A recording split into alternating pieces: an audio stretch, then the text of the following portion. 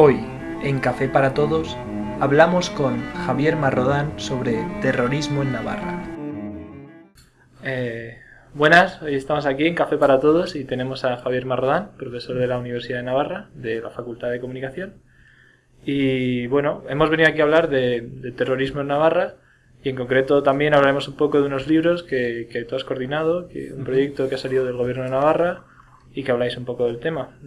¿Ya ha salido el último tomo este año? ¿O ya hemos terminado con el proyecto, sí, está listo. Eso es. Entonces, yo lo primero que te quería preguntar es si tú te consideras más un periodista o un historiador. Un periodista. Con este libro, en algún momento, está explicado incluso en la introducción del primer tomo, hemos estado como caminando o trabajando en la frontera que une o que separa ambas disciplinas, pero yo creo que tiene más de periodismo que de historia. Se dice a veces que el periodismo es como el segundero de la historia, es la cámara lenta de los acontecimientos. Nosotros hemos investigado algo muy inmediato en el tiempo, muy actual todavía. Lo hemos hecho con técnicas propias del periodismo, con muchas entrevistas, pues acudiendo a testigos de algunos de los hechos que relatamos, también buscando documentos. Porque si hay una cosa clara en los libros es que os fijáis mucho en las víctimas.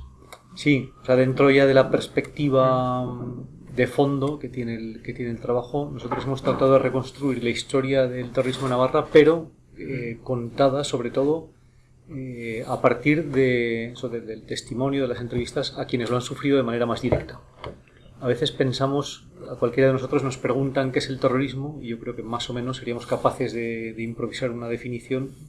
Pues es una serie de personas que tratan de imponer, ¿no?, mediante la violencia o el terror, pues un sistema político o una aspiración totalitaria. Pero el periodismo es también, eso puede ser como el escaparate del titular, ¿no? Pero luego hay toda una trastienda que son las historias de todas las personas que han sufrido el terrorismo. Entonces cuando las conoces, cuando documentas con nombres y apellidos, ¿no?, quién hay detrás de cada atentado, entonces es cuando de verdad te haces cargo de qué es el terrorismo. Claro, porque a veces que da la sensación, bueno, ahora ya no tanto, pero antes sí que coges un periódico y te sale el titular, que es muy llamativo, y da como la sensación o cuando hay una tragedia, digamos, que el periódico quiere vender, quiere contar la historia que está pasando, y realmente no se llega a interesar muy del todo. Bueno, eso quizá también tiene que ver con los ritmos de un periódico, de un medio de comunicación. Se le presta atención a algo que ocurre pues, de manera inmediata, ¿no?, pues durante los días en los que ocurre el acontecimiento, los días inmediatamente posteriores. Pero nosotros aquí, y ahí pasamos quizá a la historia, hemos reconstruido historias, episodios que duran 30 años. En el año 79, por poner un ejemplo concreto, ¿no?, ponen una bomba en una oficina inmobiliaria de la Plaza del Castillo.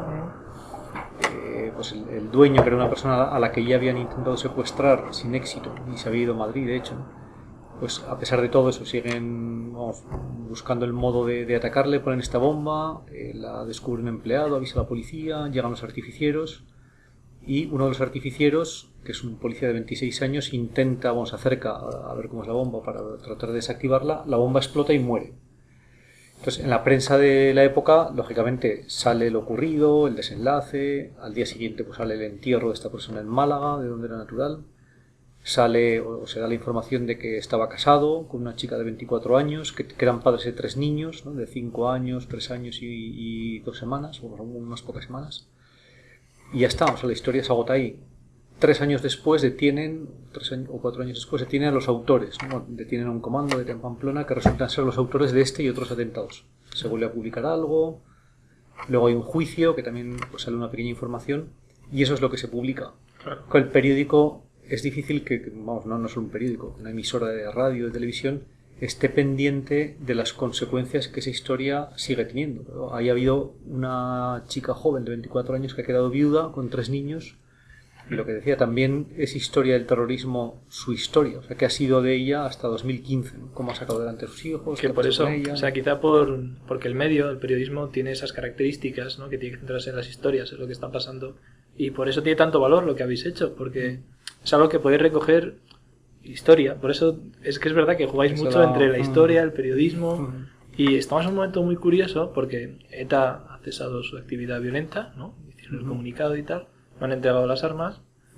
Y claro, estamos ante una historia de nuestro país, de España, y alguien tiene que escribirla, esta historia.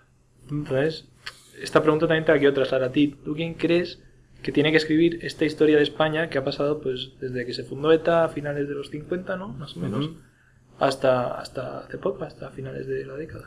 Ahora se habla mucho, desde que ETA emitió ese comunicado que mencionabas, de la batalla del relato, que es una batalla que se está librando ahora, que es cómo contar o cómo no contar, porque también hay gente interesada en contarlo, lo que ha ocurrido. Entonces yo creo que lo importante no es tanto quién lo cuente, sino cómo lo cuenta, ¿no? En el fondo hay que hacerlo con honradez, ¿no? O sea, hay que acercarse a los hechos con honradez, ¿no? No tratar de arrimar los hechos a la sardina de un prejuicio, de un planteamiento previo, ¿no? Que hay quien también está tratando de hacerlo, ¿no? Entonces ahí hay diversas perspectivas. Yo he explicado la que nosotros hemos tratado de darle a estos relatos, ¿no? Pues contar con las víctimas, o documentar cada historia con nombres y apellidos, saber cómo fue cómo continuó la historia de cada atentado, ¿no? Hay una enciclopedia de 11 tomos que es la historia de ETA. Hay libros pues sobre todas las personas de ETA que han muerto en acciones armadas, como dicen ellos, o víctimas del terrorismo de Estado, que también lo ha habido, pues el GAL, el Batallón Vasco Español. Claro, al final, escribir una historia donde aparezca todo, claro, sería enorme, ¿no? O sea, parece lógico que se vayan acotando las investigaciones y los libros, ¿no? Va habiendo muchos, ¿no? Pero quizá yo creo que este trabajo sí que tiene algo de pionero en ese aspecto de localizar uno por uno a todos los que han sufrido el terrorismo, ¿no? Que creo que son muchísimos, hay muchísimas personas. Estamos hablando de 850 atentados mortales, más muchos heridos, muchos secuestrados, miles de personas extorsionadas económicamente, concejales que han ido con escolta durante muchos años. Entonces, yo creo que ahora es el momento de contar bien esa historia, ¿no? Claro que hay otros episodios o otros aspectos complementarios, ¿no? Me parece muy bien que se cuenten. Entre todos se irá dando forma a ese relato. Pero a veces donde está el problema un poco puede ser intereses, lo que tú ya has dicho, gente que a lo mejor no le interesa se cuente de una forma, quizá ahí entra un poco en juego algunos elementos políticos, pues en algunas escuelas, digamos, se enseña, esto nos lo dijo el alcalde en una entrevista que tuvimos también con él, que se enseña que Euskal Herria es un conjunto, tal. Digamos que depende de quién cuente la historia, también tenemos este problema. Claro, entonces, pero el propio relato tiene una trascendencia o una eficacia, o mejor dicho, puede tener una eficacia moral, en un sentido, y es que, lo explico así, digamos, con cierto recorrido. Hay una obra de teatro de Albert Camus que se llama Los Justos, que es del año 51-52, muy interesante, en la que varios terroristas están preparando un atentado. Son unos terroristas bolcheviques y quieren matar al gran duque Sergei, me parece que se llama, que va a pasar en una carroza camino del teatro, de la ópera. Entonces están en los instantes previos discutiendo, pues también con el componente moral que tiene, o sea, son conscientes de que van a matar a alguien. Entonces una de las implicadas le dice a la persona que va a tirar la bomba, le dice, sobre todo, no le mires. Cuando llegue el momento, dice, porque si le miras, quizá él también te mira a los ojos, quizá descubras que tiene un corte que se ha producido mientras se afeitaba o que se está rascando, descubres un detalle de humanidad que te haga titubear.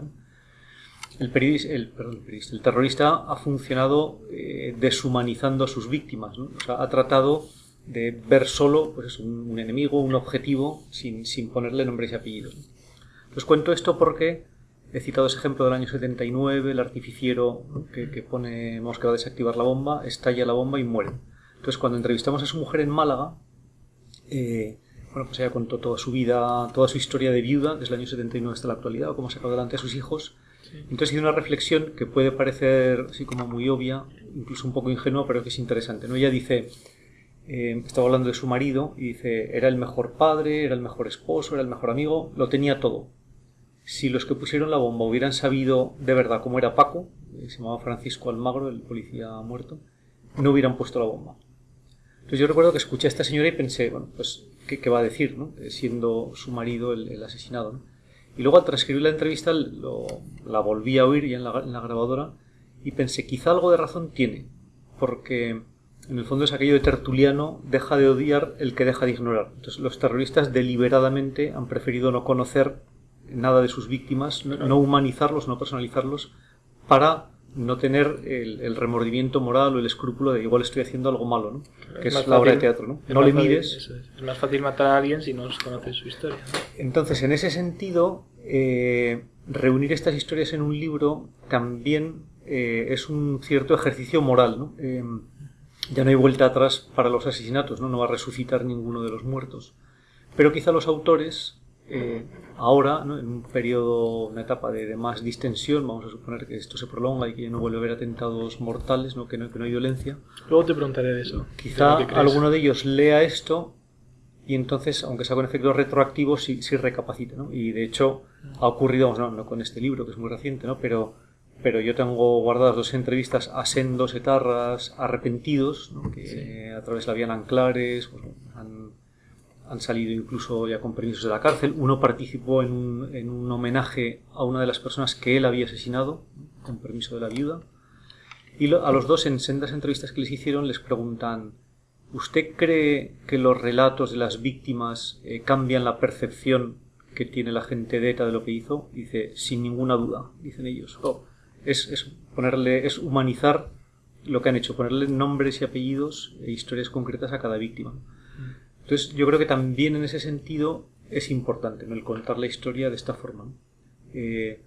O sea, si alguien al leer la historia de esta señora de Málaga dijera, pues hombre, quizá aquello que hicimos, ahora que lo veo, ¿no? Con esta perspectiva, pues me doy cuenta de que no estuvo bien, ¿no?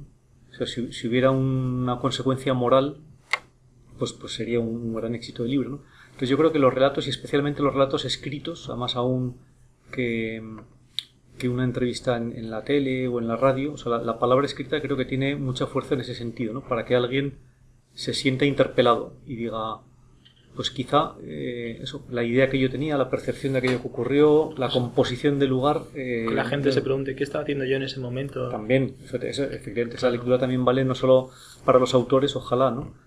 Que son los que traspasaron la línea roja, o sea que al final hay una frontera que es la de quienes consideran que puede estar justificado o ser necesario matar a otras personas y las que tienen claro que no, ¿no? Que somos la inmensa mayoría, ¿no? Pero entre los que tienen claro que no, también ha habido efectivamente muchas personas que durante años, pues bueno, lo vieron con cierta distancia o no se implicaron o no lo sintieron como algo que les afectaba en primera persona, ¿no? Tardamos todos en salir a la calle, en manifestar de manera explícita nuestra oposición a ETA, ¿no? Y en parte esto ha durado lo que ha durado también por la respuesta o por la ausencia de respuesta de la sociedad, ¿no? Bueno, y luego hablando de casos más concretos, yo creo que para ti es especialmente importante un caso, el de la familia Ulayar. Sí. Entonces, me gustaría que nos contases un poco, o sea, ¿qué ha supuesto para ti este caso? También que pongas un poco en contexto qué pasó y todo esto. Pues el origen periodístico, podríamos decir, bueno, yo el caso de esta familia lo conocía de años atrás. Alguna vez había propuesto a los hermanos Ulayar contar su historia en el periódico y no, bueno, habían preferido no hacerlo, cosa que también entiendo, porque claro, pues es complicarse la vida. Y bueno, estamos hablando además, cuando yo estuve la primera vez con ellos, puede ser el año 94, 95, que eran años todavía complicados. Entonces el origen periodístico fue en el año 2000, el gobierno de Navarra concedió la Medalla de Oro de Navarra, que es la máxima distinción institucional a las víctimas del terrorismo en conjunto. Yo trabajaba entonces en el Diario Navarra y se planteó que con motivo de la Medalla de Oro, que supone además hay un acto así muy solemne al que va mucha gente, pues que teníamos que hacer algo en el periódico que estuviese a la altura del acontecimiento. Sí. Entonces le dimos vueltas. Y claro, el caso de la familia Ulayar tiene algo de emblemático porque reúne los peores ingredientes de lo que ha ocurrido. Es un señor al que matan en el año 79, que había sido alcalde de Echagüe. Lo matan en presencia del pequeño de sus hijos, que tiene 13 años. 13 años. Y lo mata la gente del pueblo. Lo mata gente del pueblo, a la que luego detienen unos meses después, 10 meses después. Los condenan, los juzgan, los condenan, los encarcelan. El pueblo, el ayuntamiento, los nombra hijos predilectos. Claro. Les apoya, o sea, el pueblo mayoritariamente cierra filas con los asesinos. Y cuando al cabo de los años que ocurre van saliendo de la cárcel porque ya han cumplido las condenas, bueno, han redimido pena, pues los recibe como héroes, les hace un homenaje y acaban encontrándose por la calle con los hijos de su víctima, y además vuelven a tener pues episodios así de, bueno, no acaban como por suerte, ¿no? Como en el 79, pero en fin, hay uno de ellos, el autor material de los disparos, que acaba pegándole en la calle a José Ignacio Layard, hijo de la persona que le había matado. Entonces, ahí está, bueno, todo eso más el abandono de gran parte del pueblo, la soledad de 4 chavales, porque el mayor tenía, creo que era 20 años o 21, hasta 13 del pequeño. Luego las pintadas en su casa. Pintadas en su casa, manifestaciones, decían ellos que casi tenían que pedir perdón por ser víctimas. Entonces, bueno, esa historia, pues, como decía, con motivo de la medalla de oro, pues ya les volvimos a proponer el contarla con detalle y pues lo hablaron, les pareció bien. Y entonces, bueno, pues ya hicimos una entrevista muy larga, estuvimos una semana de entrevista, ¿no? Documentando todo, bueno, pues así con bastante precisión, con documentos, la sentencia, fotos antiguas. Salió un reportaje muy amplio que yo creo que a mucha gente le sirvió, lo comentabas tú antes. De hecho, recuerdo bastantes correos electrónicos aquellos días de gente que decía, al leer este reportaje, claro, ha sido inevitable preguntarme dónde estaba yo o qué hacía yo mientras ocurría todo esto. Porque yo, en fin, pues tenía 15, 20, 25 años, o sea que esto lo he vivido, ¿no? Es que ocurría aquí, en Navarra, es muy fuerte. Ocurría aquí. Entonces, bueno, pues ese es el origen periodístico. Luego, en el 2004, o sea, 4 años después, se cumplían 25 años del atentado, de la muerte de Jesús Layard. Y se organizó, lo promovió un colectivo que se llama Libertad Ya, un homenaje en Echarri Aranaz. O sea, el homenaje que no había tenido en su momento, pues con 25 años de retraso. Entonces fue bastante gente, bueno, fue un día señalado y una cosa muy simbólica en Echarri, que además pues es un pueblo complicado. Por ahora está Bildu gobernando, además. Siempre, sí. O sea, nunca ha habido ningún partido no nacionalista en el ayuntamiento, vamos, gobernando. Ahora sí que hay creo que es un concejal del PP, el único. Y entonces ese homenaje salió muy bien. Yo creo que fue también como una especie de, como se dice coloquialmente, poner una pica en Flandes, ¿no? Tuvo algo de, bueno, pues ir a un sitio que era territorio comanche, eso, a devolver la dignidad a una víctima y a una familia. Y a raíz de aquello, pues bueno, luego se hizo un libro, que yo también estuve implicado, y bueno, pues ahí viene una relación bastante estrecha. También aquí hemos contado la historia, lógicamente. Claro, que además esto, el entrevistar a las víctimas también, yo creo, no sé si compartes esta visión, supongo que sí, que les ayuda a ellos, o sea, es como un desahogo, digamos, poder contar su historia. Para muchos sí, y algunos nos lo han reconocido, ¿no? Que ha sido una especie de terapia, ¿no? En algún caso había también una entrevista que le hicimos casi exactamente cuando se cumplían 25 años el atentado. Estuvimos con los hijos de una señora que murió, era una repartidora de periódicos que tenía 63 años y en el 87 pues habían puesto una bomba en un banco del centro de Pamplona y justo cuando ella pasaba con su carrito con los diarios Navarra a las 6 de la mañana para dejarlos por las casas de la zona, explotó la bomba y bueno, quedó totalmente despedazada. Sí, además tenía como una vida familiar un poco complicada. Sí. Entonces, bueno, pues entrevistamos, pues luego además varios de sus hijos murieron después de enfermedad. Bueno, entrevistamos a uno de ellos, que nunca había sido entrevistado, y fue, a veces me ponía esa comparación, ¿no? Me la hice a mí mismo, como un dique que ha estado 25 años conteniendo agua y de repente se rompe y sale aquello todo como una fuerza bestial. Pues el relato de cómo había vivido él, no solo lo que hablábamos, ¿no? El asesinato de su madre, sino todos los años posteriores. Claro. Entonces sí, en ese aspecto algunas entrevistas sí que supongo, ¿no? O vamos, que algunos lo han reconocido expresamente, que ha sido un cierto desahogo para ellos. Es que muchas veces da la sensación de que nos sorprendemos de que pasan cosas en muchos sitios, digamos, pues en el Extremo Oriente, ahora el ISIS, que son catástrofes, evidentemente, pero no tenemos en cuenta que aquí en España y en Navarra, o sea, han pasado auténticas barbaridades. Y eso es que es lo que me gusta de estos trabajos, es algo muy interesante. Sí, o sea, esta foto de portada que aparece aquí en el primero de los tomos, eso es la vaguada de Ermitagaña, o sea, enfrente del Hotel Iruña Park. Ese es un día en el que ETA mató a 3 personas en Pamplona. Claro. Primero mató a un comerciante, huyeron en un coche, lo dejaron aparcado con una bomba escondida en el maletero, suponiendo que alguien avisaría a la policía como así ocurrió. Alguien dijo, pues les he visto huir en un coche tal. La policía llegó al coche y cuando se acercaban 2 de ellos, una terrorista disfrazada de monja que estaba en una cabina de teléfonos accionó la bomba y murieron los 2 policías. Entraban al colegio los alumnos de José María Huarte, que es un colegio nacional que hay cerca y que sigue existiendo, y del Instituto Navarro Villoslada. Sí. Claro, todos esos chavales, por eso elegimos esta foto, supongo que se acordaron de aquel día. Pero claro, eso fue en el año 84, o sea, tampoco hace tanto. O sea, hay muchísima gente que vive, la inmensa mayoría, ¿no? de quienes lo Entonces es importante eso, el recordarnos a nosotros mismos que todo esto ha ocurrido mientras llevábamos una vida, pues bueno, más o menos apacible, tranquila, normal, ¿no? Que había gente a la que estaban matando, o en años más recientes que había gente, mucha, que iba con escolta por la posibilidad perfectamente real de que le pegasen un tiro, ¿no? Además ya no solo políticos, empresarios, o sea, todo tipo de personas. Jueces, fiscales. Sí. Luego, ya hablando del futuro, bueno, ¿tú qué opinas del alto el fuego que dijo ETA, de cómo crees que va a acabar esto? O sea, la historia tiene que acabar, digamos. ¿Cuál va a ser el cierre a todo esto? Tampoco me considero yo un analista, no sé. No, pero te lo digo pero por tu propia experiencia, porque tú has hablado con las víctimas, has conocido muchos casos. O sea, ¿qué crees que falta ahora? Yo respecto al alto el fuego creo que en buena medida es una derrota de ETA, aunque ellos lo llamen de otra manera o lo disfracen, ¿no? Con unos argumentos así más o menos grandilocuentes de estrategia, de los tiempos actuales.